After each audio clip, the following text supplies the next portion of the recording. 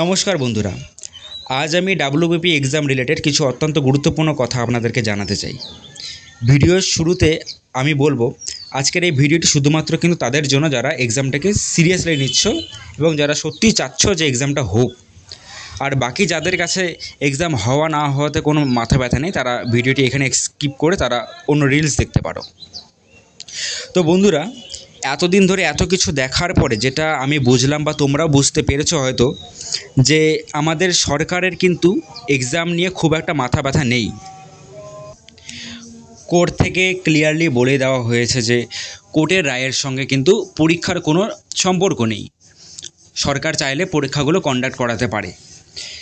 আর এবার তো 18 March supreme court থেকে তো রায় দিয়ে দিয়েছে যে এই 12 লক্ষ ভুয়ো ওবিসি সেগুলো সব বাতিল হবে, তাই না? তাহলে সরকার তো চাইলে এবার এই 12 লক্ষদেরকে বাদ দিয়ে বাকিদের তো এক্সাম নিতে পারে। শুধু ওবিসিরাই যে এক্সাম দেবে, ওবিসি যারা আছে তারাই যে এক্সাম দেবে তা তো নয়। অনেক জেনারেল, এসসি, এসটি এরকম অনেক পরীক্ষার্থী আছে যারা এই পরীক্ষাটার জন্য অনেক আশা নিয়ে বসে আছে। কিন্তু সরকার এই 12 লক্ষের জন্য কিন্তু বাকিদের দিকে তাকাচ্ছেন না। আর এই 12 লক্ষের মধ্যে যে সবাই যে পরীক্ষার্থী এমন তো কোনো কথা নেই। এখানে এমন অনেকে আছে যারা ধরো দিন মজুরি করে খায়, এমন অনেকেই আছে যারা ধরো অলরেডি কোথাও না কোথাও কাজ করছে, তারা চাকরি করছে। তো তাদের জন্য আমাদের ভবিষ্যৎকে অন্ধকারে ঠেলে দেওয়ার কিন্তু কোনো মানে হয় না। তো বন্ধুরা, এর থেকে তো এটাই ক্লিয়ার হচ্ছে যে সরকারের কোনো চিন্তা নেই। তিনি শুধুমাত্র নিজের রাজনীতি চমকাতেই কিন্তু ব্যস্ত আছেন।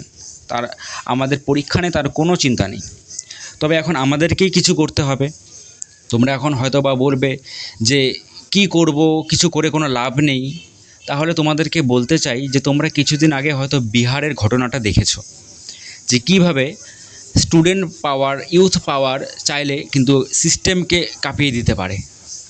বা তোমরা বাংলাদেশের ঘটনা তো জানোই, যে কীভাবে ওখানে মানে ছাত্র সমাজকে, ছাত্র শক্তিকে কাজে লাগিয়ে, যুব শক্তিকে কাজে লাগিয়ে একজন সিটিং প্রাইম মিনিস্টারকে সরিয়ে দেওয়া হয়েছে। দেখো, বাংলাদেশে যেটা হয়েছে সেটাকে আমি কোনোভাবে সমর্থন করি না, সেটা সম্পূর্ণভাবে অন্যায়। কিন্তু সেখান থেকে আমরা এটা তো শিখতে পারি যে ছাত্র সমাজ, যুব সমাজ যদি চায় তাহলে সব কিছুই করতে পারে।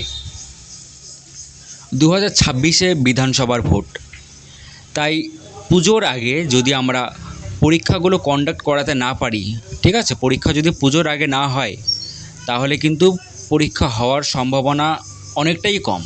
যে পরীক্ষা যে হবে, নিয়োগ যে হবে, তার সম্ভাবনা অনেকটাই কম। কেননা পুজোর পরেই কিন্তু ভোটের সমাগম শুরু হয়ে যাবে। তখন রাজ্য সরকারের কাছে নতুন বাহানা থাকবে। এতদিন যেরকম ওবিসির বাহানা দিয়ে সময় কাটিয়েছে, তখন বাহানা থাকবে ভোটের। তখন বলবে যে এই ভোটের সিজনে পরীক্ষা নেওয়াটা কোনো মতেই সম্ভব নয়, ঠিক আছে? আর যদিও বা ধরো পরীক্ষা হয়, পুজোর পরে যদিও বা পরীক্ষা হয়, তাহলে মনে করো রেজাল্ট দিতে দিতে ভোটের রেজাল্ট পার হয়ে যাবে। আর ভোটের রেজাল্ট পার হওয়ার পরে নিয়োগ হওয়ার সম্ভাবনা কতটা আছে সেটা বুঝতেই পারছো। এখনই যেরকম পরিস্থিতি, তখন কি হতে পারে সেটা বোঝাই যায়। তো বন্ধুরা দেখো, আমি কোনো রাজনেতা নই আমি, বা কোনো রাজনেতার মতো আমি ওই পদত্যাগ চাই না। আমি যেটা চাই সেটা আমার প্রাপ্য অধিকারকে চাই, বা তোমরাও হয়তো সেটাই চাও। তাই বন্ধুরা, আমাদেরকে যা করতে হবে পুজোর আগেই করতে হবে, যাতে ভোটের আগে আগে নিয়োগ প্রক্রিয়া শেষ হয়ে যায়। পেটে খিদে আমাদের, পেটের জ্বালা আমাদের, সরকারের কিন্তু কোনো টেনশন, কোনো জ্বালা নেই। তাই এখন যা করতে হবে আমাদেরকেই করতে হবে। কোর্টের আশায়, সিস্টেমের আশায় বসে থাকলে কিন্তু আর চলবে না। এখন আমার বলার তো আমি বললাম, এখন এই বিষয়ে তোমাদের কার কী মতামত সেটা আমাকে কমেন্টে জানাবে।